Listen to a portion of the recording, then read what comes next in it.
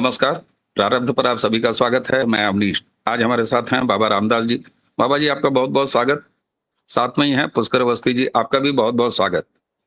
बाबा जी, राम राम पुष्कर भैया, जी राम राम। जी, कल ईद बीती और आज एक तश्तरी में यानी बातचीत की तश्तरी में मैं 3 चीजें लेके आया हूँ। संभल में बवाल हुआ है सर कल। ईद के दिन संभल में बवाल हुआ है और मजे की बात यह है कि वही सीओ अनुज चौधरी ने बैठ के पंचायत की तो मामला सुलझ गया। दूसरा, वेस्ट बंगाल से ममता बनर्जी ने ईद के नमाज के दौरान कहा कि भाजपा जिस सनातन धर्म की बात करती है दरअसल वो गंदा धर्म है। और तीसरा, अभिषेक प्रकाश, अगर आप सबको याद हो, जिनको कि निलंबित किया तमाम तरह की गड़बड़ियों में योगी आदित्यनाथ ने, अब 36 पन्ने की रिपोर्ट डीओपीटी को भेज दिया है। और 36 पन्नों की डिटेल्ड रिपोर्ट भेजने से अंदाजा ये लग रहा है कि निलंबन से आगे बर्खास्तगी तक की तैयारी। सबसे पहले बाबा जी आपके पास आऊंगा। ये संभल में सर जानते हैं गजब हुआ, बवाल आपस में हो गया, कौन नमाज पढ़ाएगा इसको लेके हो गया। जबकि रवीश कुमार जैसे लोग तो उम्मीद में थे कि सड़क पर लोग उतरेंगे, फिर कुछ बवाल होगा, वो सब तो हुआ नहीं। तो योगी जी ने कहां से कहां पहुंचा दिया है भाईजानों को। अब आपस के झगड़े हो रहे हैं सर, बाहर कोई मामला नहीं है, सड़क पर बिल्कुल शांत और ईद बढ़िया बेहतर गुजरी। ये बदला माहौल कैसा लग रहा है सर, क्या कहेंगे? सर, यदि मुसलमानों के दो गुट आपस में लड़ जाते हैं तो I think we should not blame Yogi ji for this. Sir, Islam का मतलब ही है कि मार काट, लड़ाई झगड़ा, दंगा फसाद, जिहाद। यहां तो चलिए फिर भी नमाज होगी, कौन पढ़ाएगा इस पे विवाद था ना। पाकिस्तान में तो एक सीधा सीधा विवाद है कि खबरदार अगर नमाज पढ़ी तो। मुसलमानों का एक गुट दूसरे गुट को कह रहा है कि खबरदार अगर नमाज पढ़ी तो कत्लेआम मचा दिया जाएगा। क्यों? अहमदियों तो मुसलमान हो ही नहीं, तो अहमदियों को तो नमाज पढ़ने का हक ही नहीं है। और अहमदियों जैसे भी और 72 है। तो सर, एक बहुत फेमस कार्टून है जिसमें वह दिन दिखाया गया है जिस दिन इस धरती पे इस्लाम के अलावा कुछ नहीं बचेगा। आई मीन सिर्फ और सिर्फ इस्लाम के मतावलंबी ही बचेंगे और सब मर जाएंगे आपस में कट मर के, और सिर्फ इस धरती पे एक आदमी बचेगा, वह एक मुसलमान होगा। तो वह क्या करेगा? तो बड़ा फेमस कार्टून, अगर आप अभी बैठे बैठे भी अगर आप गूगल पे सर्च करेंगे तो उसमें वह दिखाया गया कि वह अकेला इस धरती पे अकेला बचा हुआ मुसलमान लेटा हुआ है। उसने एक हाथ में एक तलवार पकड़ रखी है और एक तलवार पैर में पकड़ रखी है अपने अपने ही, और वो वही दोनों पैर और हाथ आपस में लड़ रहे हैं। सर, कितनी कड़वी सच्चाई बयान की गई है। तो ऐसे में सर, अगर नमाज पढ़ने कौन पढ़वाने को लेकर विवाद हो रहा है तो इसमें किम आश्चर्यम। ये डिजाइंड ही दंगे फसाद के लिए है ना, इसका सृजन ही किया गया है। दंगे और फसाद, लड़ाई झगड़ा, मारपीट, ऊपर से 6 इंच छोटा कर देना, नीचे से 1 इंच छोटा कर, आई मीन छिल देना है। तो सर, मुझे कतई आश्चर्य नहीं। और इसके लिए हमें योगी जी को, बल्कि योगी जी का आदमी तो जाके सुलह सपाटा कराया, नहीं तो साले वहां भी लड़ मरते। ये तो अनुज चौधरी थे तो वहां पे सेटलमेंट करा दिए ना कि चलो कौन पढ़ाएगा, नहीं तो देखिए आपस में लड़ मरे होते। और आपने कहा ना कि सड़कों पे उतर जाओ, अरे सर, आपस में लड़ने से फुर्सत में। आप एक बात बता रहा हूं, हालांकि बात मेरी लंबी हो रही है, पुष्कर दादा वेट कर रहे हैं, आ रहा है ना कल बिल, पास होगा कि नहीं होगा, और यक कर देंगे, वक कर देंगे, सड़कों पर उतर जाएंगे। कोई मूतने भी नहीं आएगा, क्योंकि नेताओं का मसला है, आम पब्लिक को कोई मतलब ही नहीं। वो कहते ठीक है, बढ़िया हो रहा है, हमको साले को 9 लाख एकड़ हमको थोड़ी ना है। देख लीजिएगा, कोई नहीं आएगा। सिर्फ ओवैसी और इकरा हसन और हाउ बोटी बोटी वाला जो इमरान मसूद, ऐसे ही 2-4 तो जो है गाल बजाएंगे, सड़क पर कोई नहीं उतरेगा, क्योंकि इनका कुछ रह ही नहीं गया है, पब्लिक में इनका कुछ नहीं है। जी अपनी पुष्कर दा। एकदम सही कह रहे हैं सर। और इसका प्रमाण तो उसी से मिल जाता है कि लालजी सुमन के सम्मान में अखिलेश यादव जिले जिले सपाइयों को उतारने का प्रोग्राम बनाए थे। एक को सपाई उतरने को तैयार नहीं था, तो ईद के बाद का कार्यक्रम बनाए हैं, और अब उसके कुछ अता पता नहीं है। पुष्कर दा, अभी बाबा जी ने जो कहा कि इनकी तो आदत है, एकदम चिरपरिचित आदत है, लेकिन फिर ये पूरा इस्लाम नाम का एक छाता कि इसके नीचे 3-13 नहीं है, और वहां पता चला कि कौन नमाज पढ़ाएगा, इसको लेके बवाल। योगी जी ने ये दिन कम से कम दिखा तो दिया है कि सीओ अनुज चौधरी और एसडीएम वो वंदना मिश्रा हैं, वो बैठ के पंचायत कर रही हो, झगड़ तुम रहे हो। तो ये जो एक चेंज आया है, वरना ये झगड़ते थे और सरकारें गिड़गिड़ाती थी, मिन्नतें करती थी। वहां से ये बदला हुआ माहौल, और बचाव में कोई आ नहीं रहा है, कोई चिल्ला नहीं रहा है। रवीश कुमारवा का आपने देखा ही ना, वो तो चाह रहा था कि उसका पूरा ज्ञान लगा दिया कि आहा सड़क पर क्यों नहीं उतरे। ये बदला माहौल दरअसल यूपी में ही है या यूपी से बाहर इसका विस्तार देख रहे हैं? क्योंकि अमूमन अगर कहा जाए तो लगभग कुछ जहर ममता बनर्जी ने जरूर बोया है, लेकिन मामला शांत रहा और ईद ढंग से हुई और कायदे से हो गई। जिसको कहते हैं योगी जी, कायदे में रहोगे तो फायदे में रहोगे।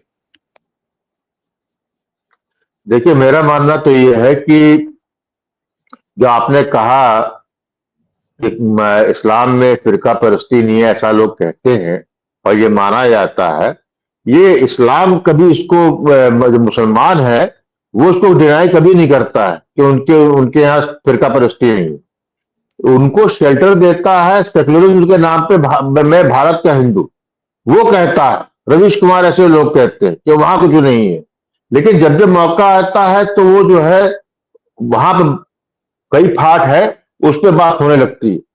यह संभल वाली बात हुई। देखिए, ऐसा है जैसे बाबा जी ने कहा, जहां भी इस्लाम को मानने वाले बहुसंख्यक होंगे वहां निश्चित रूप से फिरका परस्ती और आपसी जूता चुतौल होगी। ये उनकी नियति। संभल में जो हुआ वो यही हुआ कि एक जो मुफ्ती साहब थे जो हर बार ईद की नमाज पढ़ते, तो उनका इंतकाल हो गया 3-4 महीने पहले। लोगों ने मिलकर उसके लौंडे को जो है बना दिया कि अब अगला इमाम है, ये पढ़ाएगा। जनता ने रिवोल्ट कर दिया। जनता कौन? जो अशरफिया क्लास की नहीं थी, ठीक, उन्होंने दूसरे को तय किया। अब यहां पे आता है योगी इफेक्ट बाबा जी का।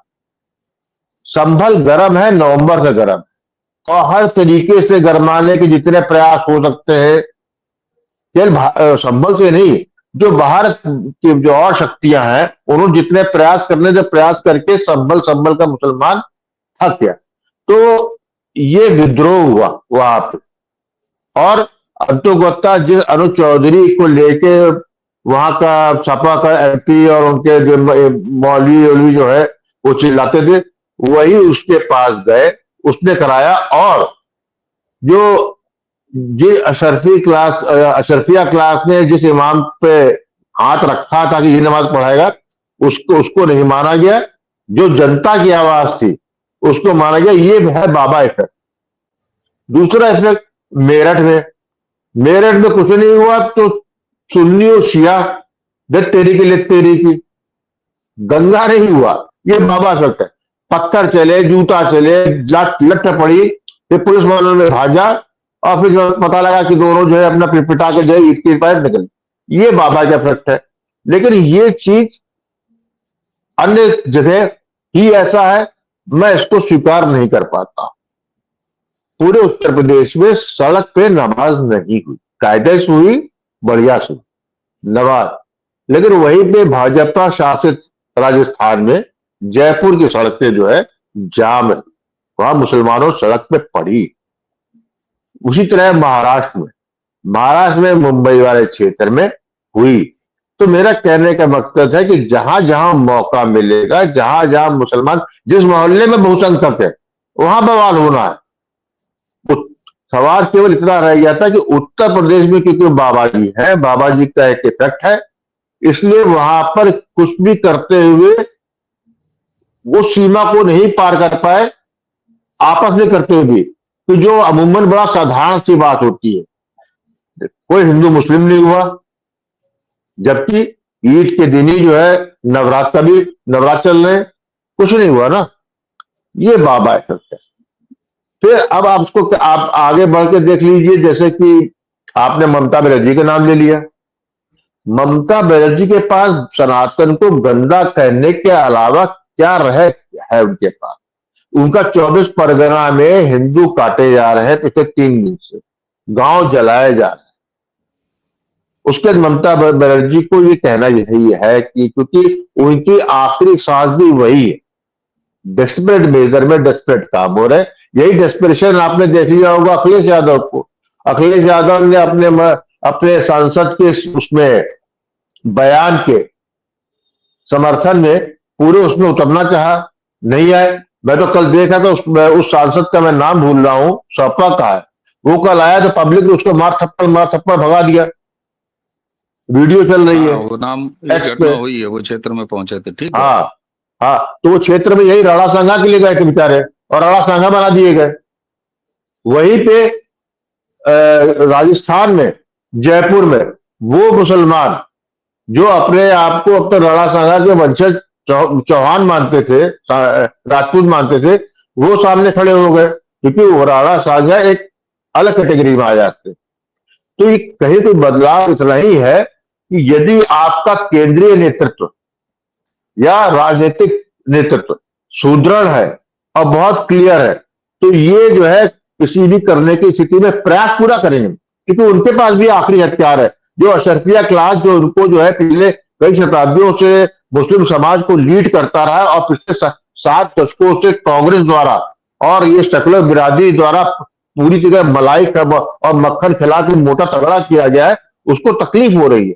संभल एक बहुत शानदार उदाहरण है कि अशरफिया क्लास ने जिस इमाम को बनाया था उसको हाँ पसमंदा कह लिए या वो कह लिए कि जो रूलिंग एलीट है मुसलमान समाज का और जनता का, तो वो यहाँ पर कहीं, इसलिए ये बात जो बाबा जी कह रहे हैं कि वक्त का आने वाला है और काली पट्टी बना देंगे, वो कह रही है, वो भी करके देख ले, कुछ हो सकता है सर्टेन पॉकेट्स में करने में कामयाब हो जाए। बाय एंड लार्ज संभव नहीं कर पाए, क्योंकि डिस्क्रेडिटेड हो चुका है। जब किसी भी समाज का नेतृत्व राजनीतिक या सामाजिक वो डिस्क्रेडिट हो जाता है लंबे अंतराल तक, तो उसकी पकड़ कमजोर हो जाती है। हो सकता है सर्टेन पॉकेट्स में हो, मैं इससे इनकार नहीं कर सकता हूं, लेकिन ऐसा कि पूरा जो है भारत होगा, सवाल ही पता नहीं था। उत्तर प्रदेश में तो बिल्कुल नहीं होगा। जी बिल्कुल, ये समझ में आती है। और चूंकि आपने ममता बनर्जी वाला पूरा किस्सा बता ही दिया, और साफ तौर पर है कि ममता बनर्जी के इन तमाम जहर बोने के बावजूद भी वो मुसलमानों को संतुष्ट करने के लिए तो हो सकती हैं, हिंदुओं का तिरस्कार वो भले कर सकती हैं, लेकिन उनका भी वश नहीं चल रहा है कि जिस तरीके से मुसलमान उद्वेलित क्यों नहीं हो रहा है, केंद्र के खिलाफ सड़कों पर क्यों नहीं उतर रहा है। मतलब ये दुर्भाग्य है कि कोई अपने आप को कभी पत्रकार कहा हो और वो चाहे कि सड़कों पर उतर क्यों नहीं रहे मुसलमान। खुद एक राज्य के मुख्यमंत्री, उनका इतना भड़काना कि भाई अब तो उतर जाओ मोदी के खिलाफ, किसी तरीके से सड़क पर उतर जाए मुसलमान। राहुल गांधी तो पेट्रोल वाली बात कही चुके हैं। अब आते हैं जरा योगी जी के डंडे पर। बाबा जी, अभिषेक प्रकाश पर हम लोगों ने बातचीत किया था। जी, आपको जोड़ना चाहते हैं सर।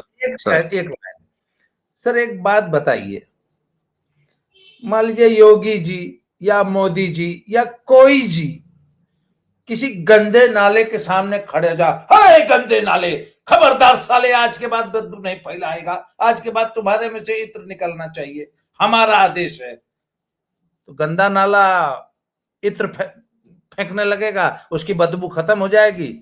सर गंदा नाला है, बदबू ही निकलेगी और कुछ निकल ही नहीं सकता। सड़क पे नमाज नहीं पढ़ेंगे, पैदल चलते चलते सड़क जाम कर देंगे। आप नमाज तो रोक लेंगे ना, आप अपने डंडे से नमाज रोक लेंगे सड़क पे, क्या पैदल चलने भी नहीं देंगे? चलेंगे ना। ठीक उतनी देर जितनी देर नमाज पढ़ी जाती है उतनी देर चौराहा जाम किए हैं कल सहारनपुर में, नमाज पढ़ने के बाद उखाड़ लीजिए, क्या उखाड़ेंगे?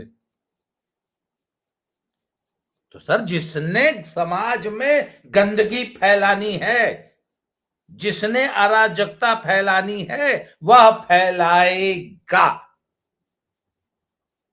एक ही उपाय है, इस गंदे नाले को जेसीबी लगा के गंदा पानी रोक के साफ करके प्लेन करना पड़ेगा।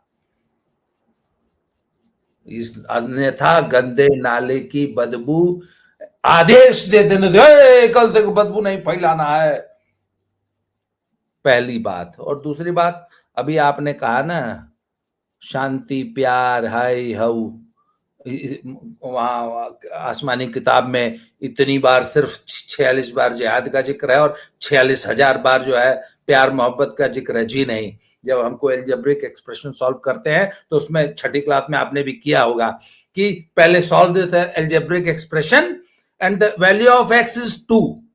जब पहले ही वैल्यू ऑफ एक्स 2 बता दी गई है तो अब आप जहां जहां एक्स आएगा वहां 2 ही पढ़ना पड़ेगा आपको। सर, आसमानी किताब में सबसे पहले लिखा है कि धर्म परिवर्तन करके हमारे मजहब में आ जाओ, नहीं तो गर्दन से 6 इंच छोटा कर दिए जाओगे।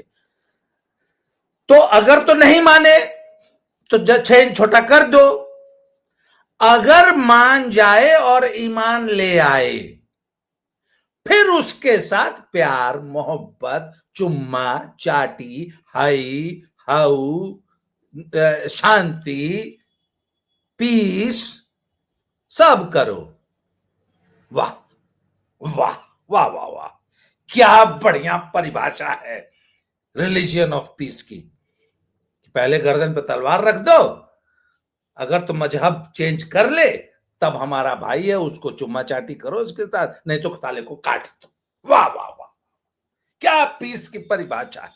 और सारी दुनिया इंक्लूडिंग हमारे पिलपिलेंद्र, नहीं ये तो शांति का मजहब है, एक हाथ में कुरान होगा दूसरे में कंप्यूटर होगा।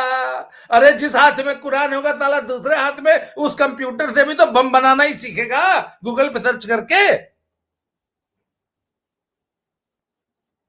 जी, अब आप अभिषेक प्रकाश को पे आ जाइए। हाँ नहीं, अभिषेक प्रकाश पे तो मैं आ ही रहा हूँ बाबा जी, और मैं छोटी खिड़की में ही बने रह के आपकी है। हाँ, बाबा जी की बात पे मैं थोड़ा 2 लाइन जोड़ना चाहूंगा। बाबा जी ने गंदे नाले का जिक्र किया है तो वहीं पे तो एसटीपी काम आता है। अब एसटीपी की जरूरत है, जिसको कि जो है बाबा अच्छी तरह समझते हैं, एसटीपी और कोई नहीं समझ पा। तो एसटीपी हमारे बाबा जानते हैं, इसके उत्तर प्रदेश में कमिंग। और जहां तक सहारनपुर की घटना आपने बताई बाबा जी, सहारनपुर घटना में बिल्कुल वास्तव में ऐसा हुआ, लेकिन प्रशासन स्वयं या कहिए कि ऊपर से ही था कि ये चाहते हैं कि इनको तोड़ा जाए, उसके लिए जो है नवरात्रि के बाद प्रोग्राम रखा जाएगा। अभी उसको जो है फिलहाल कुछ नहीं करना है। तुम्हें नंग्यापन करना है, कपड़े उतार के नंगे सड़क पर आ जाओ, हम कुछ नहीं बोलेंगे, जब बोलना हो तब बोल लेंगे। वो भी जानते थे, इसलिए उन्होंने वहां जाकर जो है नंग्यापन किया जाम करने का। लेकिन शुरुआत में कुछ लोगों ने वहां की दुकान करने की कोशिश की, लेकिन उनके बड़े बुजुर्ग आ गए, उन्होंने समझा दी कि अभी जितना कर रहे हैं वही काफी है, बाकी मत करो। तो ये है। तो जो बाबा ने कहा है गंदे नाले से महक तो इस तरह की नहीं आ सकती, बिल्कुल एग्री करता हूं।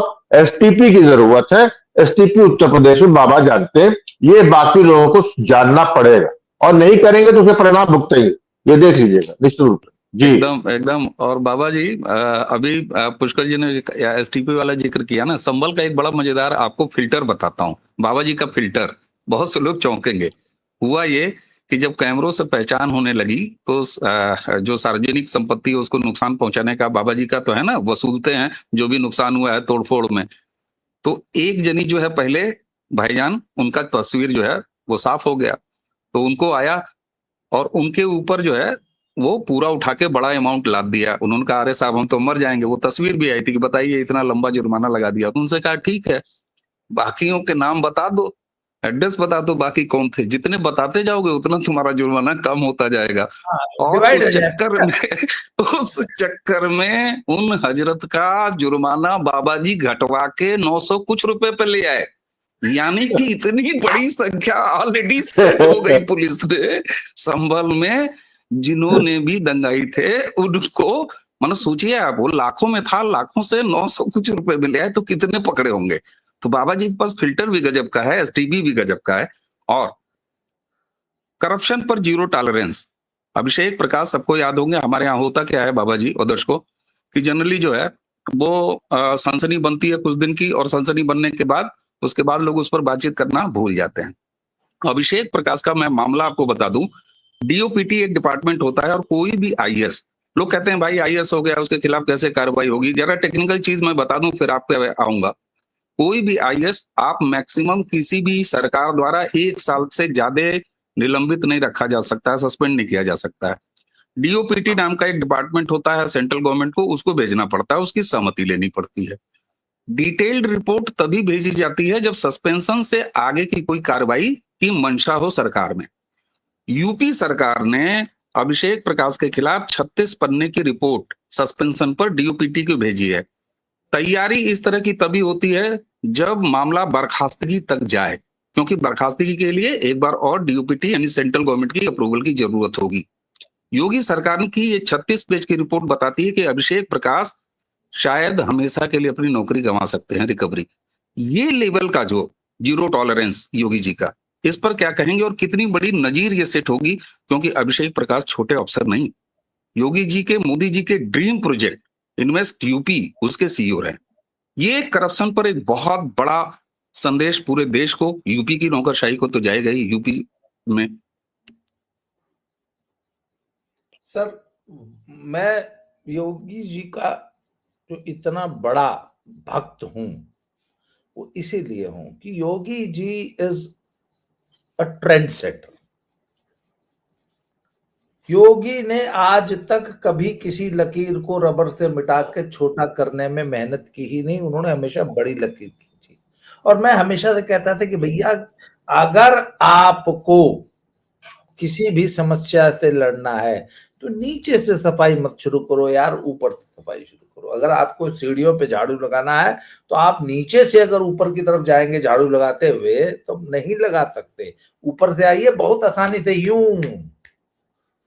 तो सर योगी जी ने उत्तर प्रदेश के सर्वाधिक शक्तिशाली, सर्वाधिक महत्वपूर्ण नौकरशाह पर इतनी सख्त कार्यवाही और अपने चहेते पर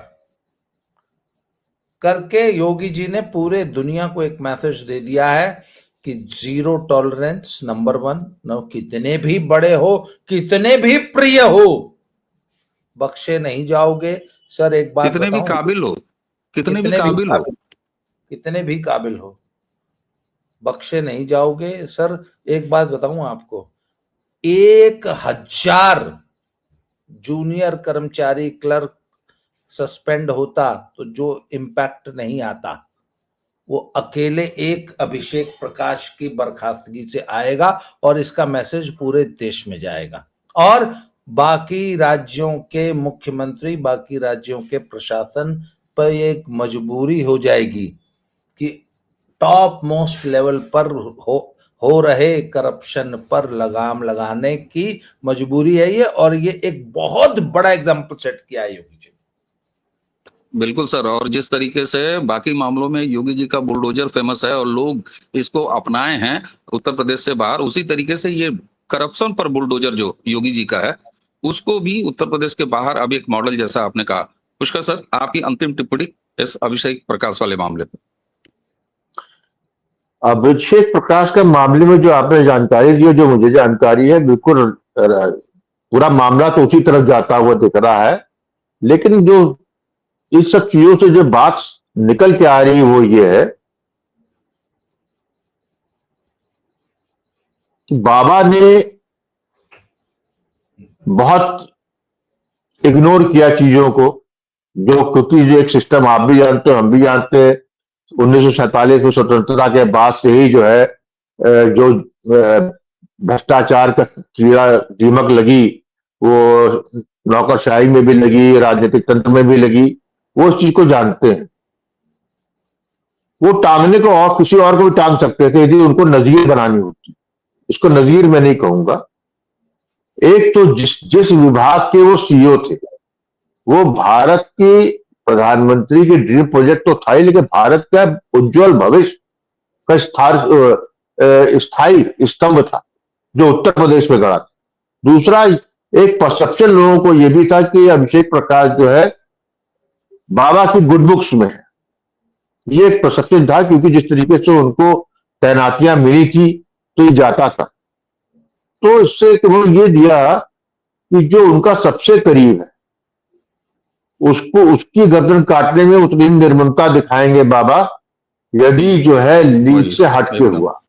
वो जो है वो हाँ, जीरो टॉलरेंस दूर के हैं, आपकी अपेक्षा नहीं है, लेकिन आपसे अपेक्षा है कि अब ईमानदारी से और स्थायित्व में काम करेंगे। वो अपेक्षा यदि बाबा से पूरी नहीं होती तो बाबा तक कोई कितना ही करीब हो, उसको जो है निष्ठुर होके जो वहां तटस्थ है। तो ये बहुत बड़ी नजीर है, और इसके लिए जो है ये अन्य प्रदेश के लोगों को छोड़िए, केंद्र तक जो है ये इसकी बात गूंजेगी। और इसकी दहशत, जैसे बाबा ने कहा, बाबा रामदास जी ने, कि जब ये इस तरह का कोई चीज होती है तो यदि सफाई नीचे से ऊपर करेंगे तो उसका कोई असर नहीं होता। निश्चित रूप से मैं भी सहमत हूं कि ऊपर से ही जो है होना चाहिए। यहां पर जाते जाते एक बात कह दूं कि 70 के दशक में चौधरी चरण सिंह जो बड़े ईमानदार माने जाते थे, उस वक्त थे भी वो ये कहते थे, उन्होंने सबसे पहले बात की थी जब कांग्रेस पे भ्रष्टाचार का लगता था तो कांग्रेस, उन्होंने तब यही कहा था, शायद विधानसभा में कहा था या संसद में, मैं नहीं कह सकता, लेकिन उन्होंने ये मंतव्य दिया था कि यदि सरकार गंभीर है भ्रष्टाचार को हटाने में, समाज से और नौकरशाही से और राजनीतिक में, तो सबसे पहले जो है ऊपर से छटाई करनी पड़ेगी। यदि नीचे इस तरफ करेंगे तो उनके पर जो है दोष देने में कोई फायदा नहीं है, क्योंकि वो कभी ठीक नहीं होगा। तो वो मूलता होते हुए देखा। जी बिल्कुल, बाबा जी ने वही किया है। और दर्शकों, इस तरीके से 3 अलग अलग चीजों पर आप सोचिए, यूपी में अब वो दिन आ गए जहां मुसलमान भाई लोग आपस में लड़ाई कर रहे हैं, लेकिन सड़क पर बिल्कुल लड़ाई करने की कोई कोशिश तक यूपी में नहीं दिखी। ठीक है, सहारनपुर और बाकी घटनाएं हैं, यानी कि निजाम कायम है। दूसरा, जीरो टॉलरेंस योगी सरकार का। और तीसरा, ममता बनर्जी एज यूजुअल, उनको तो सनातन गंदा धर्म लगता ही रहेगा। बाबा जी, आपने हमें समय दिया, आपका बहुत बहुत धन्यवाद। पुष्कर जी, आपका भी बहुत बहुत धन्यवाद। तो दर्शकों, इसी के साथ आज की चर्चा समाप्त करते हैं। फिर बैठेंगे आप दोनों के साथ किसी और चर्चा के लिए। हम तीनों को दीजिए आज्ञा। नमस्कार।